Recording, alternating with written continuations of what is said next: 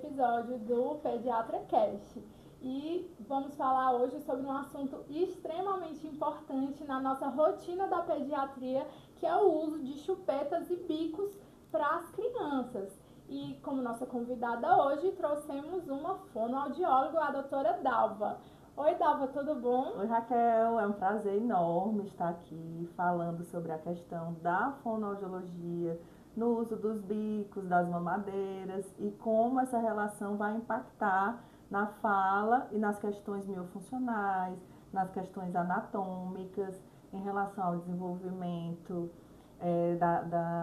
das funções de sucção, respiração, deglutição, mastigação. Perfeito. Dalva, se apresenta um pouco pra gente. Meu nome é Dalva Barrocas, eu sou fonoaudióloga com mais de 20 anos de experiência, sempre com trabalho voltado para a parte de motricidade orofacial e distúrbios vocais, atuando junto com a ortodontia, junto com a pediatria, nesse olhar mais atento, mais cuidadoso em relação a crianças, adolescentes e adultos, sempre nessa perspectiva de fazer uma análise integral da criança, do adolescente e do adulto, em toda essa questão do desenvolvimento da musculatura orofacial e dos distúrbios de voz também.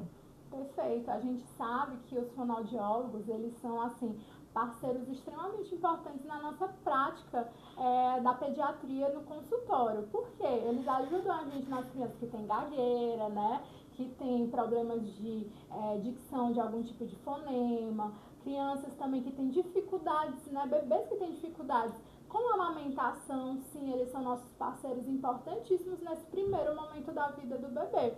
E isso é a coisa mais comum do mundo. Infelizmente, confusão de bicos é um problema porque as crianças, os bebês, eles acabam perdendo a amamentação justamente por não conseguir fazer uma pega correta. Né, Dalva? Exatamente, Raquel. Então, essa questão que você falou da confusão de bicos. Por que que o ato de amamentar no seio é tão importante? Porque durante o ato de amamentação, a criança faz os movimentos adequados para um desenvolvimento orofacial que estimule posteriormente a desenvolvimentação dos lábios, da língua, das bochechas, e com isso a criança vai ter um desenvolvimento, uma produção articulatória mais precisa e mais adequada à faixa etária do desenvolvimento dele. Mas dependendo do contexto familiar, existem crianças também que ficam após o nascimento, em períodos de hospitalização.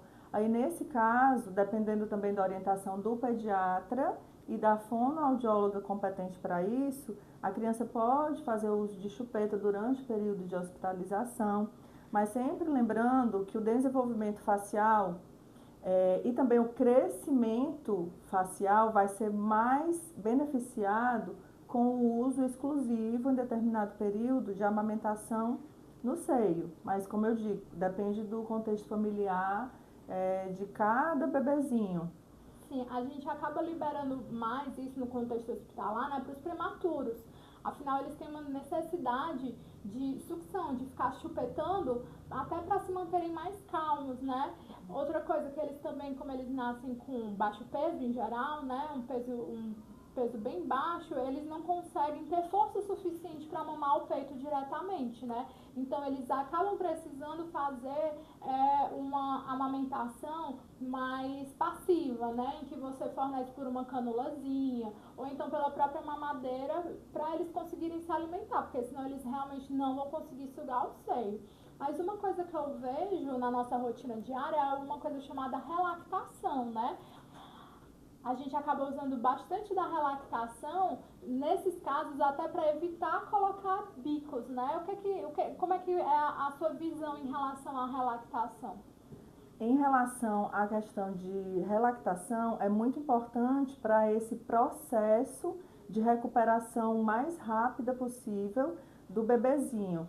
E aí, em relação à questão de depois que o bebê já está em casa, junto da mãe, o que é que a gente observa, principalmente nos pais de primeira viagem, é que muitas vezes na angústia diante dos choros das crianças, o pai e a mãe não sabem identificar qual a necessidade que aquele choro está comunicando, a tendência em relação também à chupeta é você de dar como uma forma de consolar, de atender uma necessidade. E aí a criança geralmente vai se calar e você não vai estabelecer, né, uma relação em relação à necessidade que a criança estava apresentando e a criança não vai ter aquela necessidade atendida. Porém, vai cessar o choro porque a criança teve o consolo da chupeta. Então, é muito importante os pais saberem os benefícios e os malefícios do uso da chupeta para poder eles identificarem se realmente vão optar pelo uso ou não, mas que seja um uso consciente. E isso aí acaba também interferindo, por vezes, num desenvolvimento, retardando um pouco o desenvolvimento da comunicação da criança e interferindo um pouco nessa interação entre a mãe, filho, pai e filho. Por isso que é tão importante esse uso, caso o pai opte ou a mãe opte por um uso, que seja um uso consciente. Sim, e em relação a tempo, existe algum tempo específico, ideal, se a família optar por uso de chupeta, que seria menos maléfico e um período máximo em que essa chupeta não acarretaria tantos danos? Pronto, caso os pais optem por utilizar, fazer o uso da chupeta, que tem muita questão cultural, que isso aí vai sendo passado de geração em geração em relação ao uso da chupeta. E aí que seja sempre introduzida, caso os pais optem por introduzir, depois que já tiver instalado a amamentação no seio, até porque a forma como a criança suga a chupeta é diferente como a criança suga o seio, porque a sucção da chupeta é mais superficial, são movimentos mais superficiais. E a sucção do seio já permite uma maior movimentação do bucinador, do orbicular, de lábios, que é a musculatura ao redor dos lábios, essa correta elevação, anteriorização, posteriorização de língua, que depois vai ser muito importante para o desenvolvimento dos fonemas linguodentais, dos fonemas fricativos, como o S, o Z. E aí, o que é que acontece? O que é que impacta? Se a criança ficar constantemente com a chupeta ou a mamadeira na boca. Isso aí pode acarretar uma respiração oral, que aí seria um modo respiratório que não é tão adequado para a criança, uma má postura de língua no soalho da boca, no piso da boca, e isso aí também já vai impactar no desenvolvimento do céu da boca, do palato. E aí, mal oclusão dentária, com mordida aberta, que seria um espaço. A mal oclusão dentária é uma dificuldade no encaixe das arcadas. E aí, quando a criança respira pela boca, quando tem a língua entre os dentes, isso aí favorece com que os dentes não ocluam, não encaixem na parte da frente. Fica aquela fechada em arco, né? Dessa forma. Fica um espaço entre os dentes anteriores, os dentes da boca, onde não deveria ter espaço. Ou então tem a mordida cruzada posterior, que seria a arcada inferior mais aberta, com a relação de arcada superior, essa parte aqui mais fechadinha. E aí isso aí já vai impactar na mastigação, também numa mastigação com a língua mais verticalizada, enquanto a criança deve levar os alimentos posicionando de um lado para o outro. Sim. A língua servindo como um veículo de condução do alimento para o lado esquerdo, para o lado direito.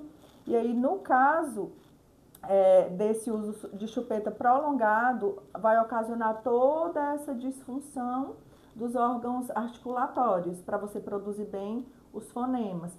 E aí, o que é que acontece? Se for introduzir depois que a amamentação estiver instalada, bem instaladinha, porque a criança já vai não ter tanto essa confusão em relação à forma de sugar a chupeta ou em relação à forma de sugar o seio.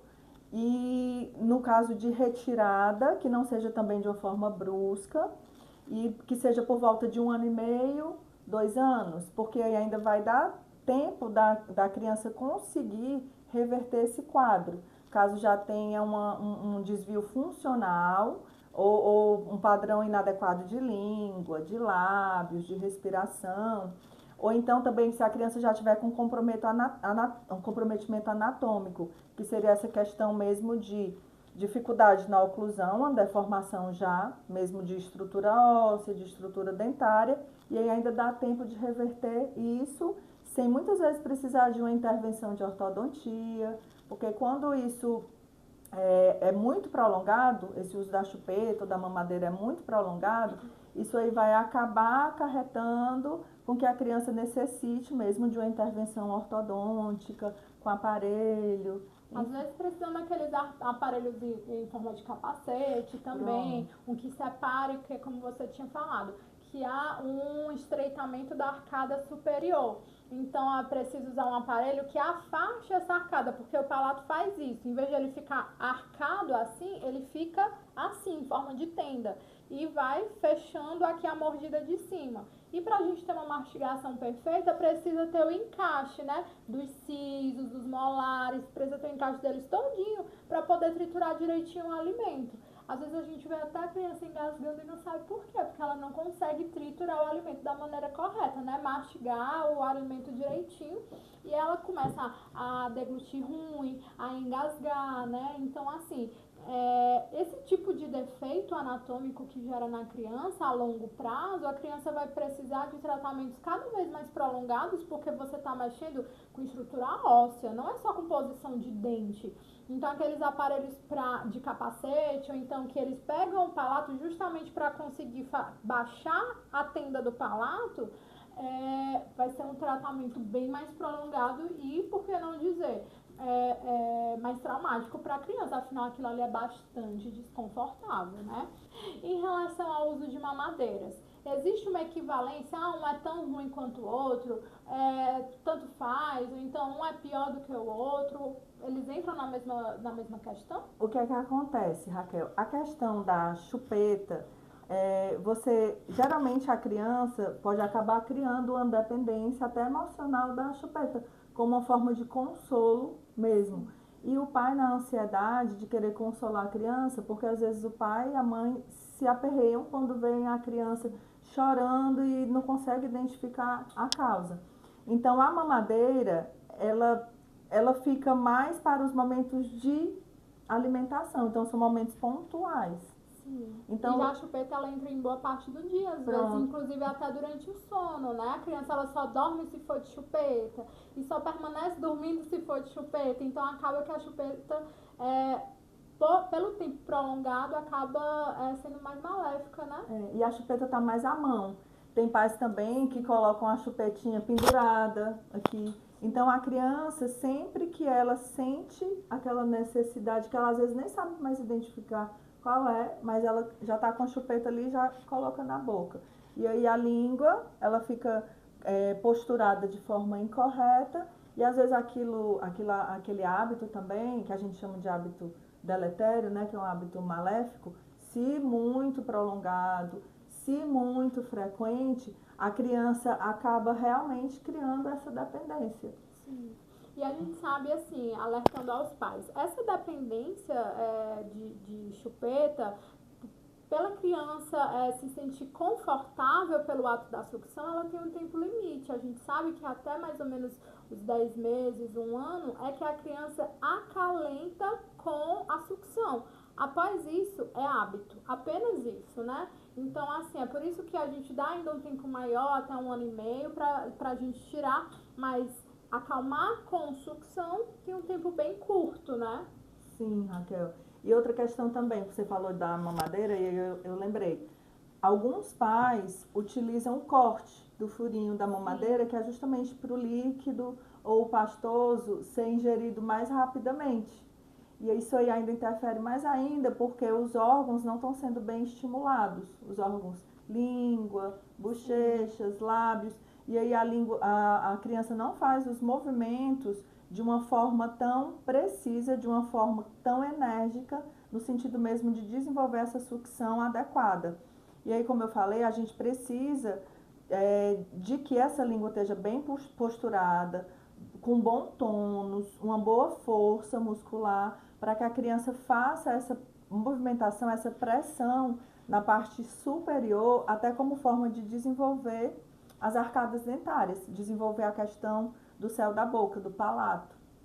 Porque aí, como é que entra o trabalho da fonoaudiologia? Ou fazendo a orientação, como forma mais precoce, como forma de prevenir e de amenizar essas alterações na estrutura e no funcionamento, ou então, infelizmente, às vezes vai ser de forma mais tardia, por volta dos 6 anos, 7 anos, 8 anos. Muitas vezes já vem quando passou pelo ortodontista, pelo pediatra, já com um modo respiratório bucal instalado. Aí a gente vai fazer todo esse trabalho em cima de modificar a alteração desses comportamentos. Comportamento respiratório, comportamento mastigatório disfuncional, justamente em cima dessas funções que a gente trabalha, sucção, deglutição, mastigação e a fala. Perfeito. E Dalva, por exemplo, eu tenho um bebê no consultório e ele usa muita chupeta, já está com mais ou menos 10 meses. Em que momento eu devo pedir a ajuda do fono? A partir de 10 meses de idade, você já pode fazer até essa observação em relação a essa questão miofuncional, e já pode encaminhar para a orientação, porque nesse caso aí não seria nem mais tanto a intervenção com o bebê, seria uma orientação para os pais. Então, para isso bastaria uma consulta em forma de orientação, porque aí a gente vai avaliar justamente essa questão da estrutura, vai ver se o bebê ainda é amamentado no seio, se não, quais são os hábitos orais que ele tem em relação à mamadeira, em relação à chupeta, e mais posteriormente a gente faz uma orientação com a criança.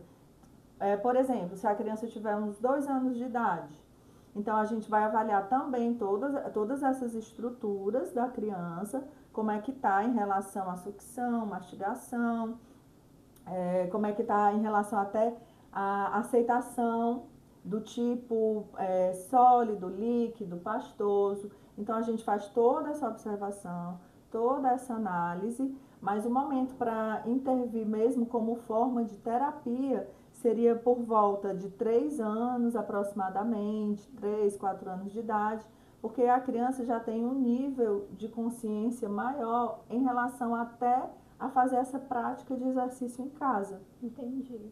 E, Dalva, existe alguma forma melhor que vocês orientam em relação a retirar a chupeta? Em relação à questão da retirada da chupeta, seria começando a limitar esse uso durante o dia, preferencialmente à noite, então que seja mais restrito durante o horário do sono. A mamadeira também, sempre sem usar o corte do bico. Em relação ao tipo de chupeta, que seja preferencialmente a chupeta ortodôntica, porque ela tem a parte inferior achatadinha e a parte superior mais abauloada, que seria mais semelhante ao uso da amamentação no seio, mais próximo do bico do seio. E seria tirando gradativamente, entendendo melhor a necessidade das crianças, para que não fosse suprida com o uso da chupeta ou da mamadeira, mas com essa interação com os pais, justamente com essa questão do diálogo, para entender melhor a necessidade, para que não seja suprida com o uso daquele consolo, que seria a chupeta, mas justamente melhorando esse vínculo, porque a amamentação no seio também é vínculo, né? E mesmo quando a mãe não tem leite suficiente para amamentar, porque cada caso é um caso, cada família tem um contexto. Então, quando a mãe não consegue amamentar, não pode deixar que isso gere uma culpa na mãe pelo fato de não poder amamentar.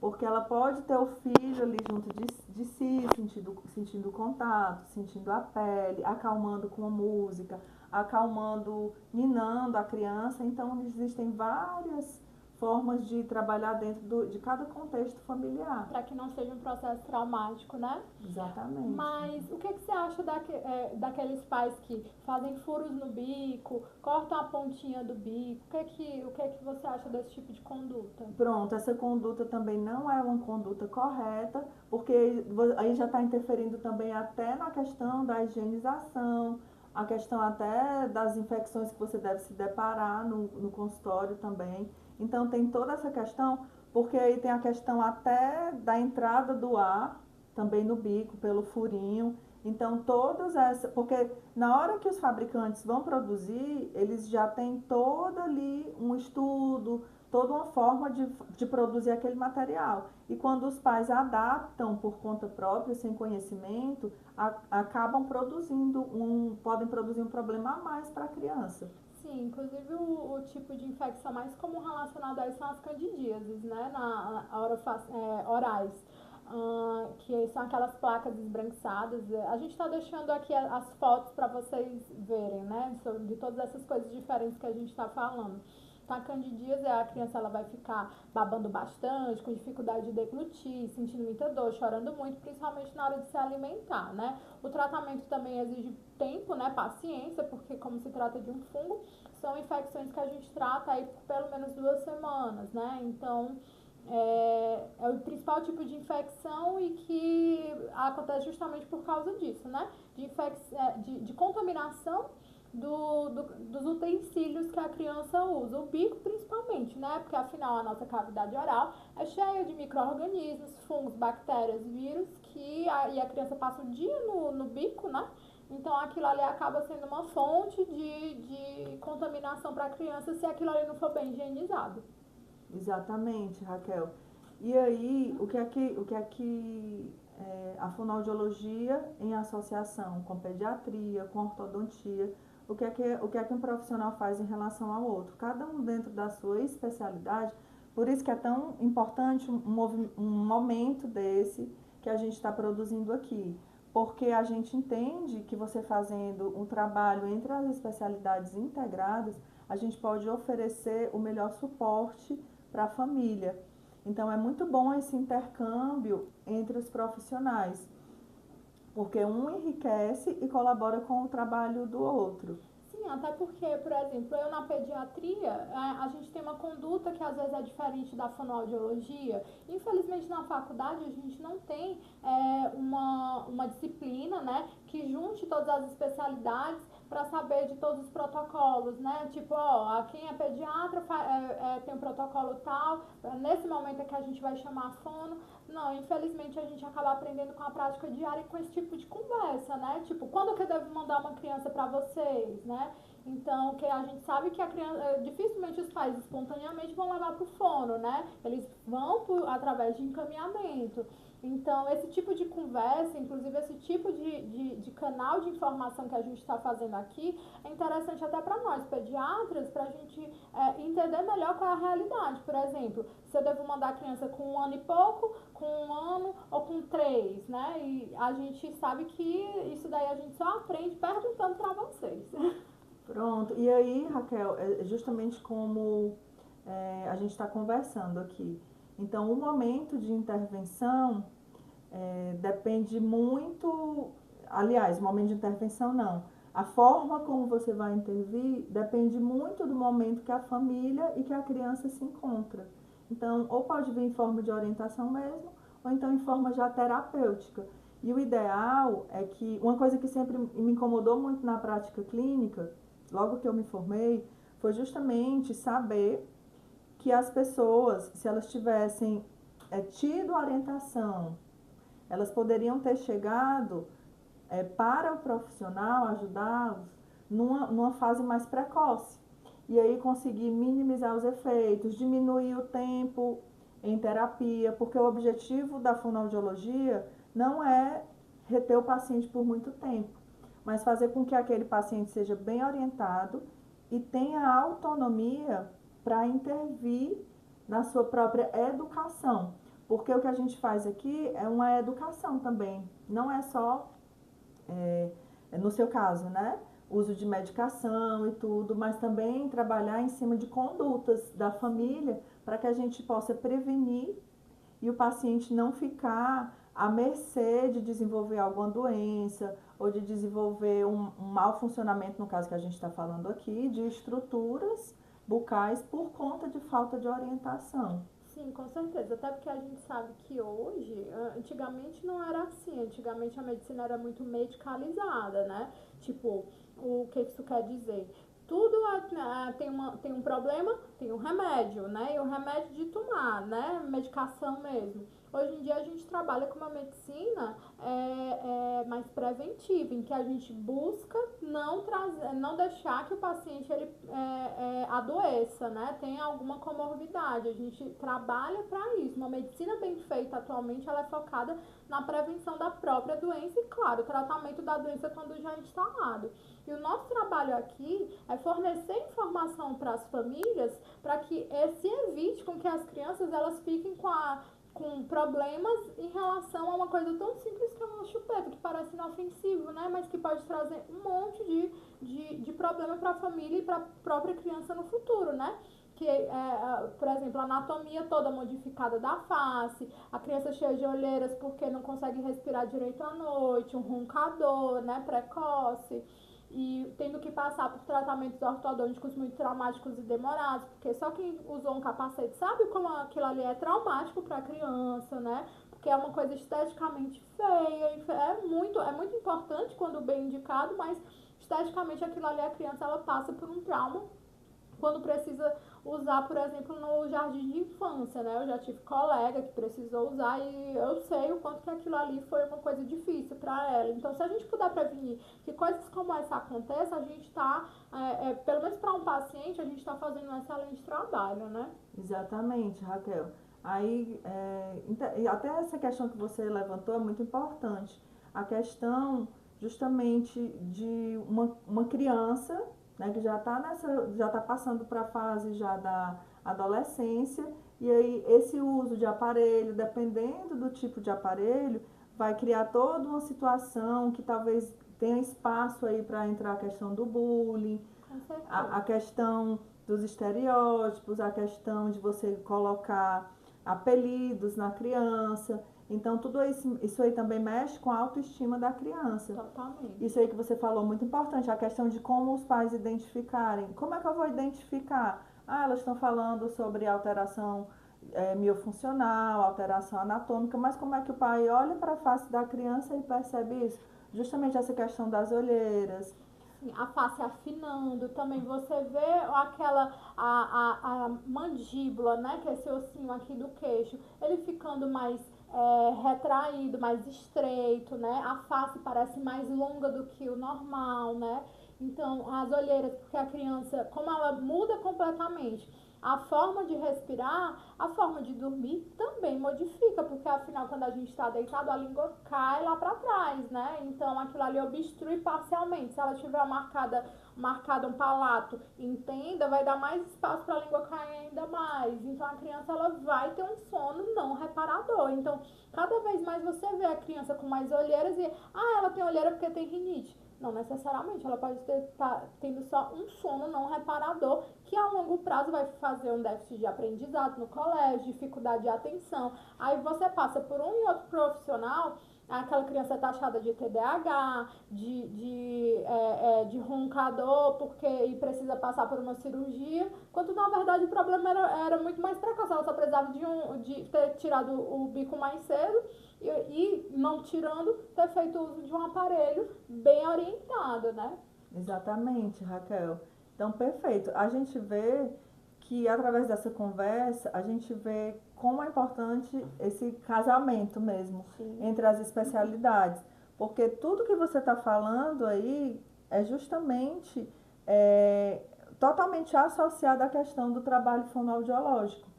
Então, a criança sendo bem orientada, quer dizer, primeiro os pais sendo bem orientados e aí conseguindo desenvolver esse olhar mais atento para as crianças, consegue intervir mais precocemente e evitar todos esses danos que a gente está falando aqui futuramente. E falando em termos financeiros, é mais barato você investir na prevenção do que no tratamento. Um tratamento ortodôntico custa caro, porque afinal tem o preço do aparelho, tem o preço da manutenção. E se você precisar de um aparelho mais refinado, mais estruturado, como um capacete, aquilo ali vai ter um custo adicional ainda maior. E às vezes os pais, não, ajeita mais tarde, não, vai ser um trauma agora se eu tirar. Não querendo ver a criança chorando, mas é melhor que ela chore novinha, porque ela não vai se lembrar depois, né? Do que ela chorar porque ela tá sofrendo bullying no colégio, porque ela tá fazendo um tratamento que dói, que é incômodo, sangrar a gengiva, fica lá mudando a posição dos dentes, toda vida que vai fazer um ajuste, aquilo ali é um trauma. Eu digo isso porque eu já usei o aparelho e pra mim, alguns episódios de usar esse aparelho foi traumático, sim. Então, assim, você investir numa fono por exemplo, 3 anos de idade, é melhor do que você investir num tratamento por 5 a 10 anos com aparelho ortodôntico. Nada contra os dentistas, eles são importantíssimos, principalmente em casos em que a disfunção anatômica já está instalada, mas é melhor prevenir. E também, aí você falou aí da questão toda dos transtornos futuros em relação à aprendizagem. Com certeza. E aí eu lembrei também da questão justamente de alteração de fala, que quando não é tratada, por exemplo, a criança que troca justamente por um distúrbio miofuncional, mas isso aí não é só em relação à chupeta. Isso aí, mesmo que a criança não utilize chupeta, a criança pode ter uma respiração bucal viciosa, pode ter também a questão das causas por conta das rinites, né? E aí já é outra questão, aí não seria nem por conta da questão da chupeta. Nesse caso de má postura de língua, a criança pode passar do período já de estar com todos os fonemas instalados, e aí quando chega o último fonema a ser instalado é o ré. Aí a criança, ao invés de dizer a palavra caro, ou a criança vai omitir, vai falar cal, ou então vai falar calo. E aí o que é que acontece? Ela pode levar essa alteração da fala para a escrita. E aí já vai gerar outro transtorno, que aí teria que ser outra coisa que seria trabalhada lá na frente. Isso aí pode impactar na questão do desempenho escolar da criança. Entra o pedagogo, entra o terapeuta ocupacional, enfim, né? As coisas vão virando uma bola de neve para a família, Exatamente. né? Dalva, foi muito interessante isso que a gente maravilhoso. falou, foi ótimo, espero que vocês tenham gostado, eu adorei, porque eu aprendi muita coisa aqui, por exemplo, na minha cabeça a gente já mandava assim que diagnosticava um uso de chupeta mais prolongado com 1 ano, eu aprendi aqui que é com 3, que bom, porque agora eu vou poder encaminhar do jeito correto, e adorei, é interessantíssimo esse assunto e espero que a gente se reúna aqui para poder falar de outros assuntos, porque, enfim, a pediatria e a fonoaudiologia andando de mãos dadas, a gente faz um tratamento para os pacientes muito melhor, né? Raquel, eu só tenho a agradecer, porque esse momento foi maravilhoso. É muito bom a gente trabalhar com orientação, é muito bom a gente conversar com os pais. Essa troca é muito positiva, tanto para o crescimento pessoal da criança, como para essa questão toda de melhorar também essa atenção familiar. A gente sabe que o tempo é muito corrido. Quando a Raquel falou dessa questão das intervenções posteriores, eu lembrei muito também, vem muito à mente a questão da correria, porque a gente é muito ocupado, muito cheio de afazeres. Então, tem toda essa questão também. A gente precisa utilizar a nossa energia, o nosso tempo, de uma forma de que a gente priorize o que deve ser priorizado.